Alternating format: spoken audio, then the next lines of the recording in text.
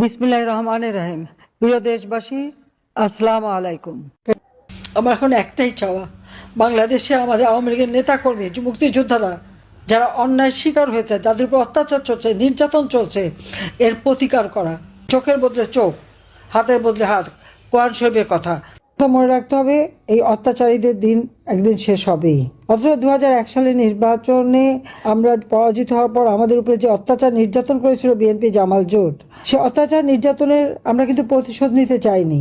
2008-এর নির্বাচনে আমরা জয়ী হই, 2009-এ সরকার গঠন করি, আমরা দেশের সার্বিক উন্নয়নের দিকে সব থেকে বেশি দৃষ্টি দিয়েছি।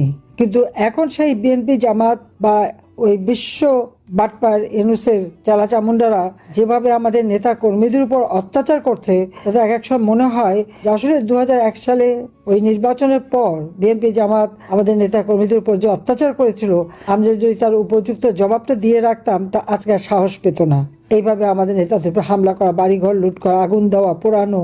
প্রশ্নটা হচ্ছে, এত বাড়িঘর লুটপাট করে সেই লুটের মাল যে নিয়ে গেছে চোর ডাকাত, এরা তো রাজনৈতিক নেতাও না, কর্মীও না, মানুষও না, এরা অমানুষ। তো এই অমানুষদের দিন চিরদিন থাকে না, এটা তাদের বোঝা উচিত। আর বারবার আমরা যে ওই ক্ষমা সুন্দর দৃষ্টিতে দেখবো, এটাও তাদের ভাবার কোনো অর্থ নেই।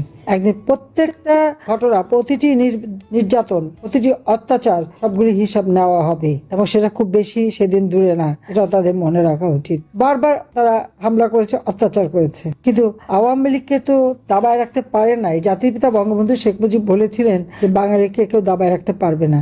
বাংলাদেশের স্বাধীনতা সপক্ষ শক্তি, তাদেরকে কেউ দাবায় রাখতে পারবে না। হয়তো কিছুদিনের জন্য এরা নির্যাতন করে যাচ্ছে। আর বিশ্ব বাটপার তো ক্ষমতা আসছিল লুটে খেতে, গরিবের রক্ত চুষে খেয়েছে, ক্ষুদ্র ঋণ দিয়ে মোটা অঙ্কের সুদ নিয়ে মানুষকে নিঃস্ব করেছে, দেশে বিদেশে অর্থের সম্পদের পাহাড় গড়েছে, মানুষ যে কষ্টে সেই কষ্টে। এই বিশ্ব বাটপার তার লুটপাট করে গেছে।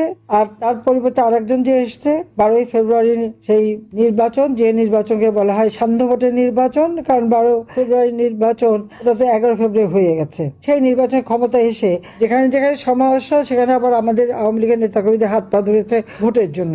আর যেই ভোট হয়ে গেছে এখন সব ভুলে গেছে। এও ক্ষমতা এসছে লুটে খেতে। শত শত শিশু টিকার অভাবে মারা গেল।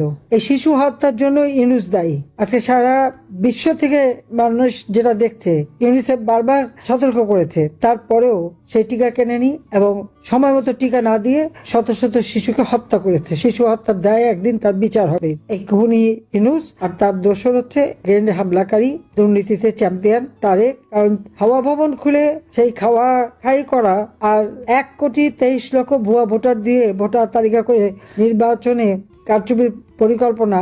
এমনকি আমরা 2009 নির্বাচন